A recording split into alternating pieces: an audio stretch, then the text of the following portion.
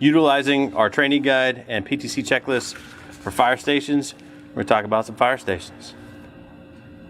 Depending on vessel type and size, you may or may not have a fire hose, garden hose, or some other method of firefighting on board. Today we're going to look at firefighting hose. A fire station will have a positive shutoff valve at the end and hose location. Fire hose will be connected and stored in either a rack or neatly rolled up.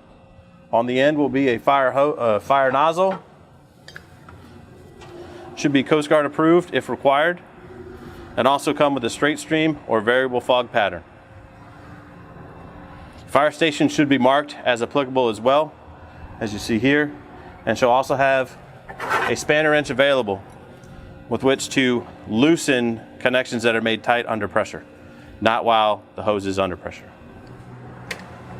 When conducting your visual inspection of the hose itself, we're going to start where it's connected to the fire main.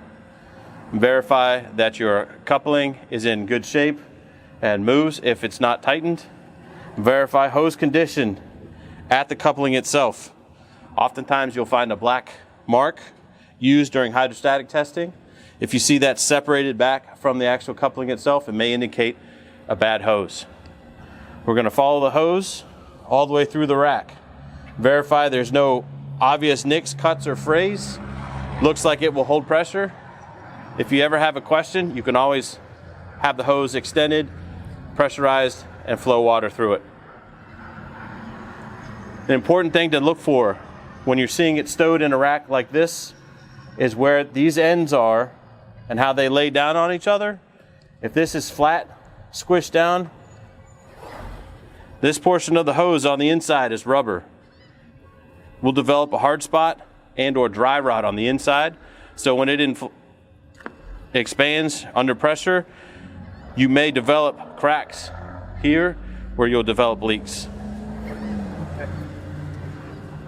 If at any time during your inspection of the fire station or of any fire station on board, if you come across a hose that you think may or may not pass an operational test, by all means, have the operator pull the hose from the station and bring it out to a location where we can actually attach it and flow water through it.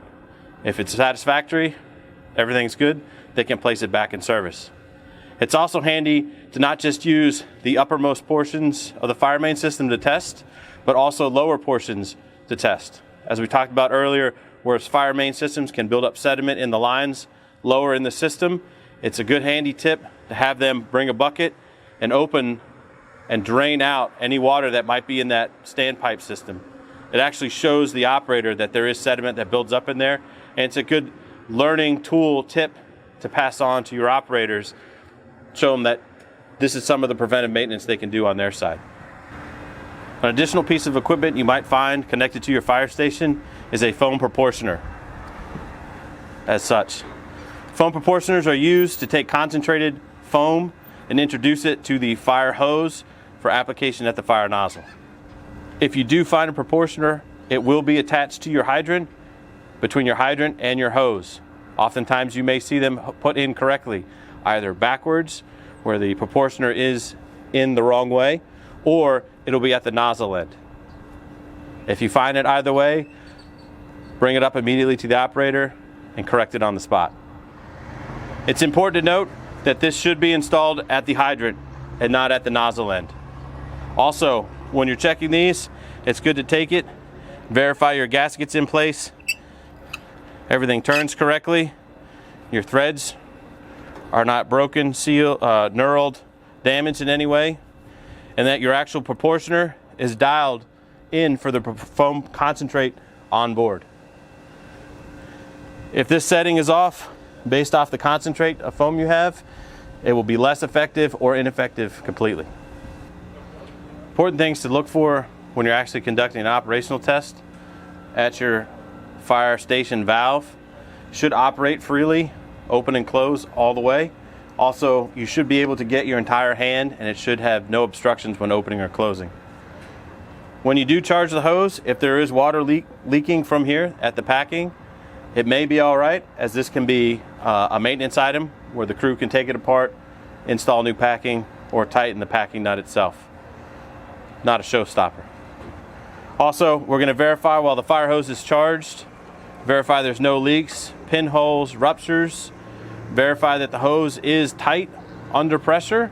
You shouldn't be able to stand on it and squish it closed or create any type of resistance in the fire hose.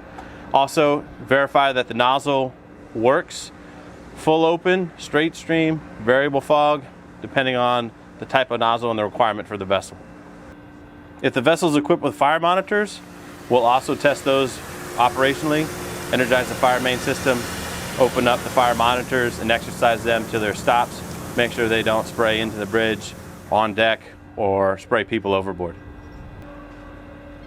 To summarize, inspecting fire stations, fire hoses, fire nozzles, and associated equipment using our PTC checklist, we talked about hydration, the hydrant equipment, verifying condition, verifying your spanner wrench, verifying hose length and size depending on vessel, as well as nozzle approval and size depending on the vessel requirements.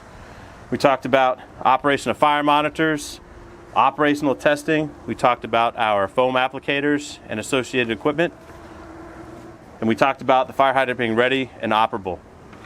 If during any part of this you have any questions or anything that comes up that you are curious about, be sure to write it down so you can ask your local coach or VO when you go out.